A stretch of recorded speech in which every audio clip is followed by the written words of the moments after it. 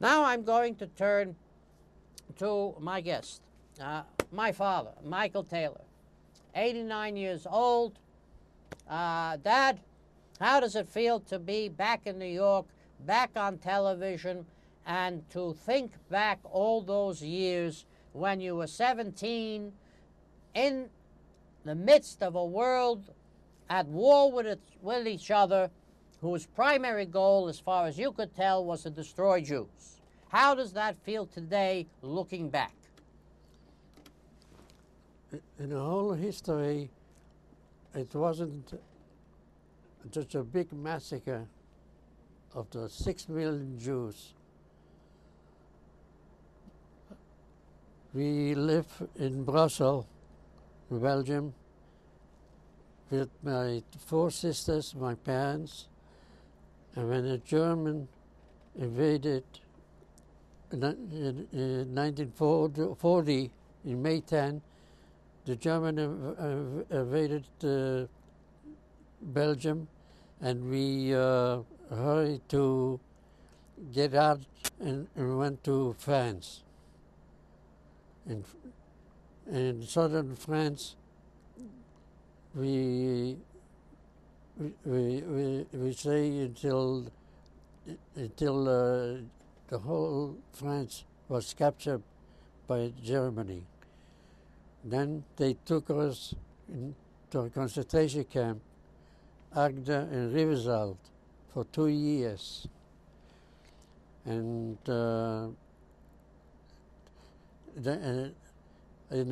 escaped in 1942 because they want me to go to Germany to work and be executed.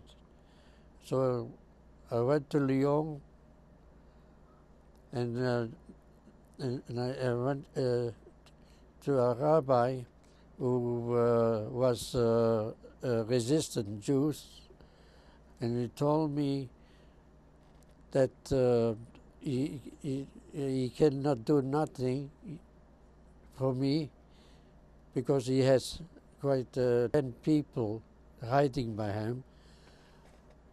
And so I went on the street, and I met all the Jews from Brussels, from Belgium. There were over 1,000 people with children and everything. And I told them that I saw be taken children, 20 children right in front of my eyes, and the next day they killed them. And I was there, and I knocked down the Gestapo, French Gestapo, while the train was going. And I jumped on the train, and the Gestapo was telling me, come back.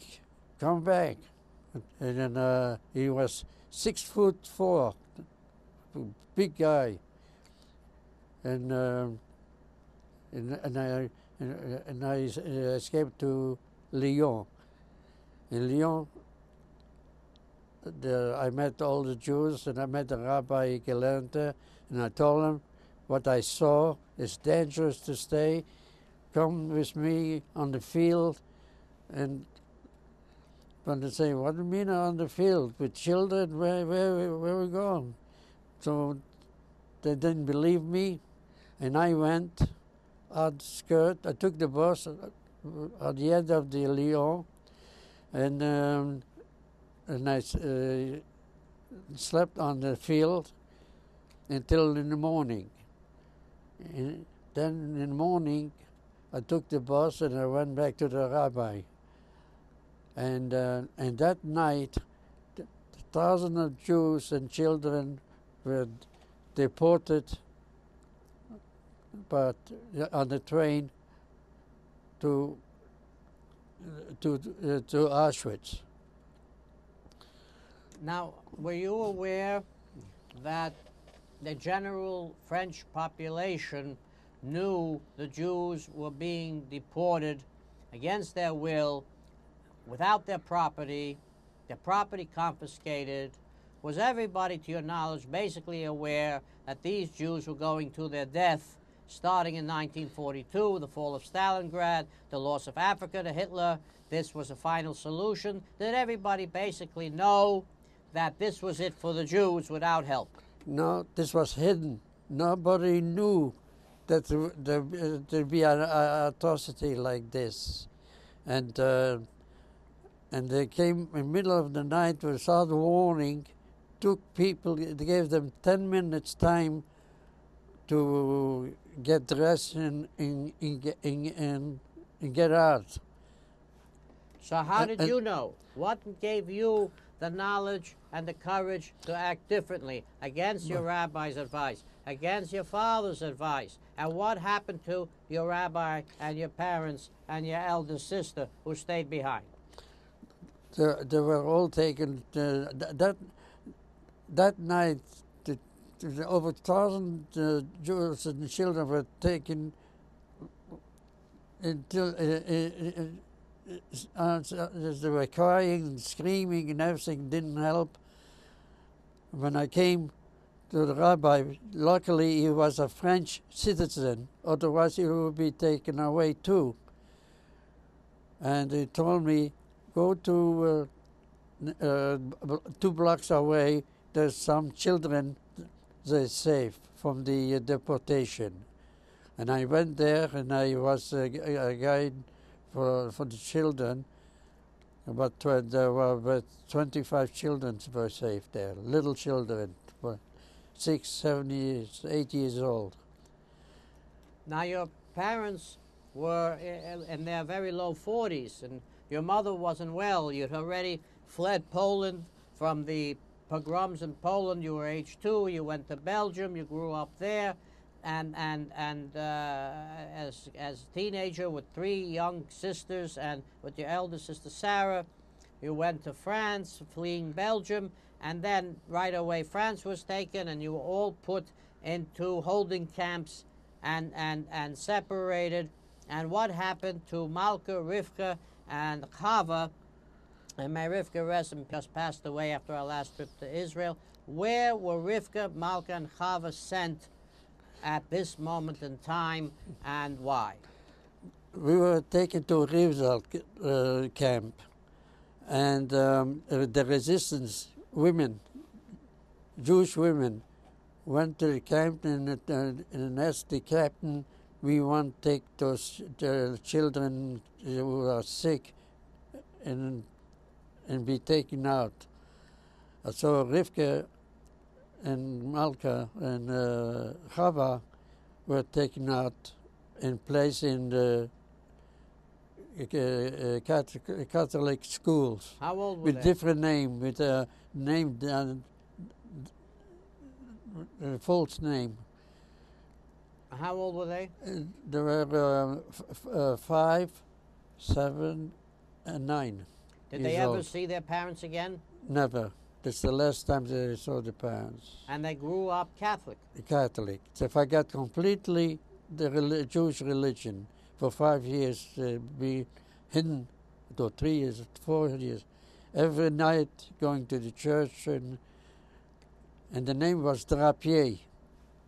And if the Germans, who were searching all the time, the Gestapo found them as Jews, they and the nuns would all be taken and shipped to Auschwitz, yes? Yes.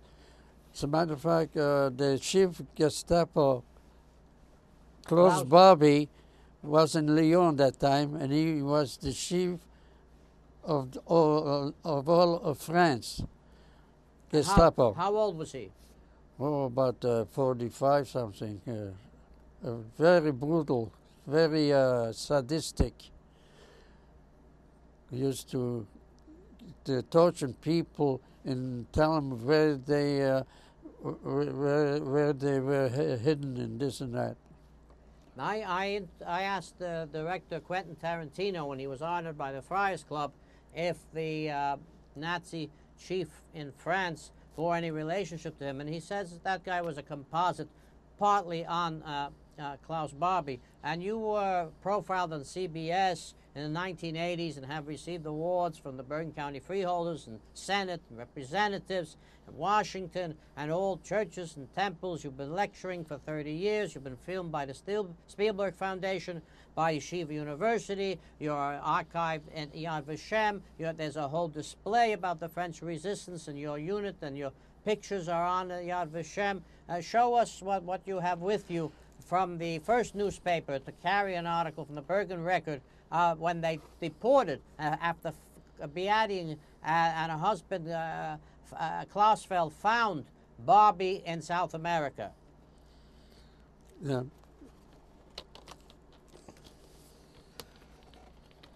This is a little younger Michael Taylor at his hardware store in Woodridge, which had everything from soup to nuts. Unfortunately, I never learned how to hammer a nail into a wall. If my father came here not knowing the difference and made quite a success of it, and the leading paper still to this day, Bergen County, one Jew's own trial of Klaus Barbie, when he was featured in a witness against him as the chief of those who carried away the kids. Now, that was his job, right? His job was to find the children. Am I correct? Yes. And no matter what age, his job was to find Jewish children hidden in convents, hidden in homes, and have them exterminated. Correct? Correct. And he was German, and he was aided by the French, and this was the primary goal of their army and staff, to find Jewish kids and their allies and have them tortured and murdered. Yes? Yes. And it was a constant goal throughout the war. Yes? Yes. And their descendants live to this day unmolested. Yes? Yes. And what were you doing that time in the resistance? When I escaped Camp Rivesaltes, I went to Lyon, and when I met the rabbi, he was the resistance too. And when the next day, when all the Jews were taken away, he told me to go 2 blocks away to be responsible for the 25 children be saved. And you joined the resistance unit of some 75 Jews in the south. There were 75 in the north under Marcel Marceau, the great mime. And your sisters were up in the north, you were in the south. And what did you 75 Jews manage to do for 5 years? We, the group was named Mark Haguenot. He's the one who organized all different situations from all over France. Then he was tortured and killed by the German, and he didn't to say where we were. And the great jurist Chaim Cohen, his brother was very involved there. He was killed too, no, was he not?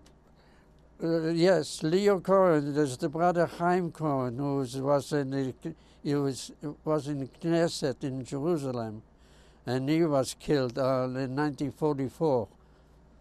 And he was also in the resistance. And many programs we've done in the courts, we've done with Judge Balter, we've done with Judge Schack, we've done with Neshama Kalbach, we've done it at Westside Institutional with Rabbi Shlomo Einhorn, and we've done it in Assumption Church, and Woodridge has honored you, Paramus. As I've said, New Jersey, New York, the Board of Parole and Probation Officers, they've been on this program as well. Looking back, with the very few people who have been prosecuted from Nuremberg, has justice been served? Yes, we were the French Force Interior, means the FFI, and we have we have correspondence with the American airplane Liberator. On D-Day? A couple of days before the D-Day. And they parachuted down? And then they parachuted 4 times. First, the ammunition and food. The second time, they parachuted 8 paratroopers, American. And you joined the American First Army? The First Army. No, then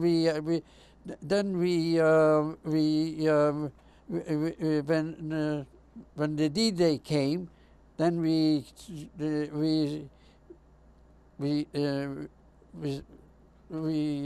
attacked the German train, Luftwaffe. They had 4 anti-tanks,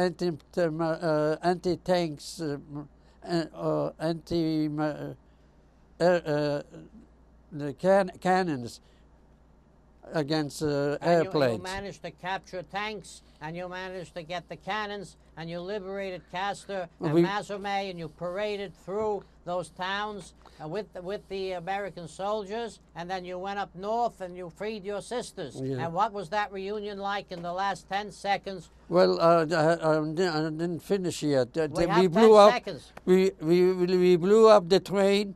They couldn't go. We fought the whole night, and in the morning they gave in, and then we liberated 2 towns. Welcome to Let Them Talk. I'm Paul DiRienzo. And I'm Miss Joan Marie Musi. And we have Shannon here with us, Shannon Taylor, who's usually at the conversation. How you doing, Shannon? You with us? I'm doing just wonderful. Just great. Wonderful. And I'm gonna skip right here to our guest. There's our guest right there. Our special guest, Mike Taylor, who is Shannon Taylor's father. And welcome to the show. Welcome to the show, Michael Taylor.